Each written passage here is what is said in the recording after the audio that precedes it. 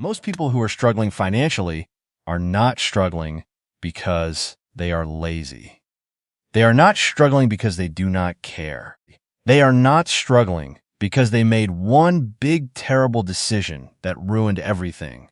They are struggling because of 5 habits so small, so normal, so deeply wired into daily life that they never even get questioned. And the dangerous part is not that these habits exist. The dangerous part is that they feel completely harmless. They feel like just the way life works. They feel like everyone does this. And because they feel normal, they never get fixed. By the end of this video, you are going to see exactly what these 5 habits are, why they work against you on a psychological level, and most importantly, what to replace each one with so you can actually start moving forward. And I want to be clear about something before we start. This is not about blaming yourself. This is not a lecture. Every single one of these habits makes complete sense, given how most of us were raised, what we were taught about money, and how the world around us is designed. Understanding them is not about feeling bad. It is about finally seeing what has been invisible this whole time. Let us start with the first one. You spend first and save whatever is left. This is probably the most common money habit on the planet. Pay the bills, buy the groceries, cover the rent, handle the unexpected thing that came up this week. And then at the end of the month, whatever is sitting in the account, that becomes the savings. Except most months, nothing is sitting there. It already got absorbed somewhere. Maybe it was a small online order. Maybe it was a few extra takeouts. Maybe it just quietly disappeared into daily life the way money always seems to. And so the savings stays at 0. And next month, the plan is the same. Save whatever is left. And the result is the same too. Here is what is actually happening psychologically. Your brain treats money that is sitting in your account as available, not saved, not protected, just available. So throughout the month, spending decisions get made against a full balance. And that full balance slowly gets eaten. The fix is not complicated, but it feels uncomfortable at first. You flip the sequence. The moment money comes in, before anything else happens, a fixed amount moves out of your main account into a separate savings account, not whatever is left at the end. A real number, decided in advance, that moves first. Even if that number is $20, even if it is 10, the size does not matter at the beginning. What matters is that saving becomes the first action, not the last hope.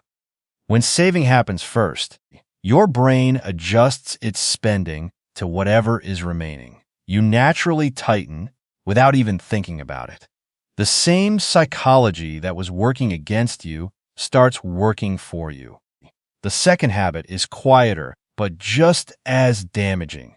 You avoid looking at your finances because it feels too stressful. Think about the last time you actually sat down and looked at every account, every balance, every subscription, every outgoing payment.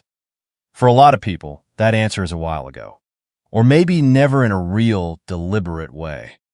And there is a completely understandable reason for that. Looking at your finances when they feel messy is genuinely uncomfortable. It triggers anxiety. It can bring up shame, fear, that heavy feeling of being behind. So the brain does what brains are designed to do. It avoids the thing causing discomfort. You tell yourself you will deal with it later. You will get organized when things calm down. You will look properly when you have more money to look at. But avoidance does not pause the problem. It makes it grow quietly in the background. Subscriptions keep charging. Fees accumulate. Spending patterns you are not aware of keep repeating. And because you are not watching, you cannot course correct. There is a psychological concept called financial avoidance, and it is incredibly common. Studies have shown that people who avoid monitoring their finances consistently end up with less savings, more debt, and significantly higher money stress over time compared to people who check in regularly, even when both groups start from the same income level. The information itself is not what hurts you. It is not knowing that does. The fix is simple, but needs to become a ritual. Once a week, 10 minutes, you open every account and you look at the numbers. Not to judge yourself, not to feel bad, just to see. You are gathering data, not writing a report card on your worth as a person. Over time, that weekly check becomes something different. It becomes a moment of control. You start catching things early. You start noticing patterns. And slowly, the anxiety that used to come from looking starts to fade because you are no longer afraid of what you might find.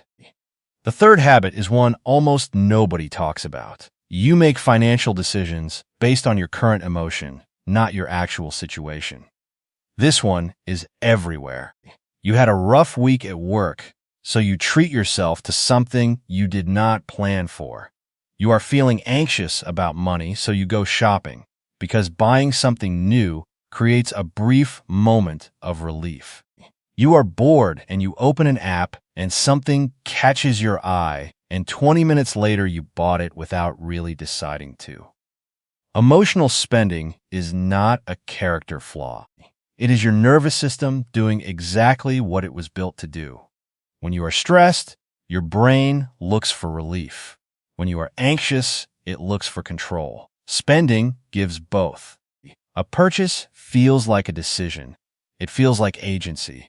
For a few minutes, the discomfort fades, and then the money is gone, and the original stress is still there, now joined by the added weight of knowing you spent money you probably should not have.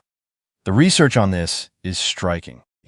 One study found that people in a negative emotional state spend significantly more on impulse purchases than people in a neutral state, even when both groups have the same amount of money available. Stress does not just affect how you feel. It actively changes how your brain evaluates cost and reward. The most practical fix for this habit is what some people call the pause and name rule. Before any unplanned purchase, you pause for 60 seconds and you name what you are actually feeling. Not what you want to buy, what you are feeling. Stressed, bored, anxious, tired, lonely. Naming the emotion out loud or even just in your head interrupts the automatic loop. It creates a moment of space between the feeling and the action. Most of the time, that 60-second pause is enough to realize the purchase will not actually fix the feeling. And if you still want to buy it tomorrow, maybe you genuinely do. But at least it becomes a decision instead of a reaction. The fourth habit is one that feels responsible, but is quietly one of the most expensive things you do. You pay the minimum on your debt and tell yourself you are handling it. Minimum payments feel like progress. You made the payment. The account is not past due. Nothing bad happened this month. But here is what is actually happening underneath that number. If you have a credit card with a balance, and you are only paying the minimum each month, the interest is compounding every single day on whatever remains. That balance is not staying the same while you pay it down slowly.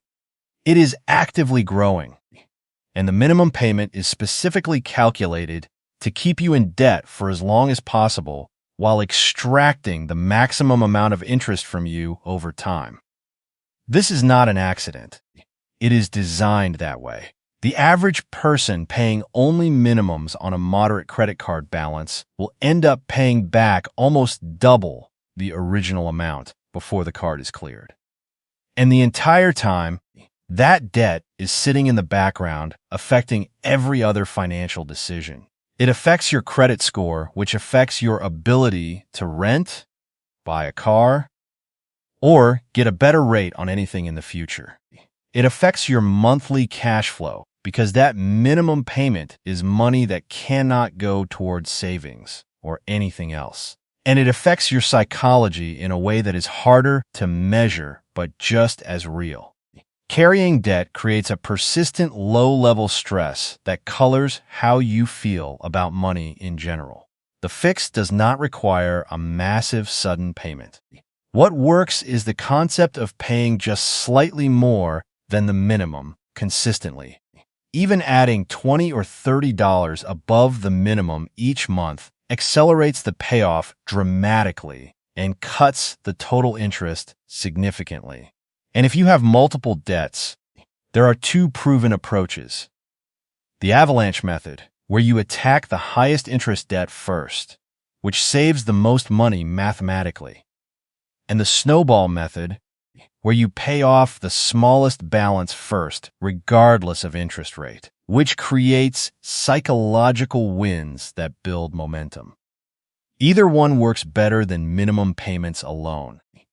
The key is making a deliberate choice rather than just paying the default number the bank tells you. The fifth habit is the most invisible of all, and in many ways, the most powerful. You have never clearly defined what enough looks like for you. Most people operate in a permanent state of financial vagueness. They know they want more money. They know they want to feel less stressed. They know they want to feel stable someday. But they have never sat down and actually defined what stable means in specific, concrete numbers. How much would you need in savings to genuinely feel secure? What monthly income would actually make you feel okay? What does your life look like when money is no longer the thing you worry about most? Without answers to those questions, your brain has no target. And without a target, every financial decision gets made in the moment against no clear standard, which makes you more susceptible to comparison. You look at what other people have and use that as your gauge instead of your own defined needs. Social media is essentially a highlight reel of everyone else's spending. And when that becomes your reference point, enough keeps moving. You buy things to match a standard you did not consciously choose. You spend on experiences or items that signal a version of success that was never really yours to begin with. And the result is that money keeps leaving without ever landing you anywhere that actually feels like enough. The fix for this habit requires a conversation with yourself that most people never have. You write down, specifically, what financial security looks like for you. Not for anyone else. Not based on what you see online. Yours. Maybe it is 3 months of expenses saved. Maybe it is being completely debt-free. Maybe it is earning a certain monthly income that covers your actual needs with room left over. Once you have a real number and a real picture, every financial decision has a filter. Does this move me toward that or away from it? That question alone changes how you spend, how you save, and how you feel about money on a daily basis. So here is what all 5 of these habits have in common. None of them feel dramatic. None of them feel like the reason someone stays broke. Spending before saving feels normal.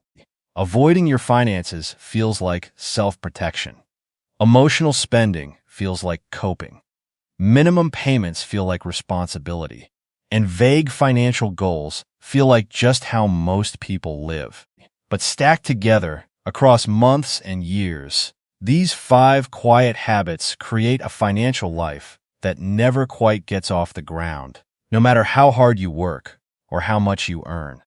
The good news is that none of these require a perfect income to fix. None of them require you to suddenly become a completely different person. They each have a small, specific behavioral shift that interrupts the pattern. Save first, even $10. Look at your accounts once a week, just 10 minutes. Pause 60 seconds before any unplanned purchase. Pay anything above the minimum on your debt, and write down what enough actually means to you. 5 small shifts, not 5 life overhauls. And if you start even one of them this week, you are already living differently than you were before this video. If this gave you something useful, subscribe right now, because every single week there is a new video on this channel about the psychology behind money, the habits that hold people back, and the small practical changes that actually move the needle in real life. And in the next video, I am going to show you the exact system that takes small savings and turns them into real long-term financial momentum. That one might change how you think about money completely. Drop a comment right now and tell me which of these 5 habits you recognized in yourself. Be honest. I read every single one, and I want to know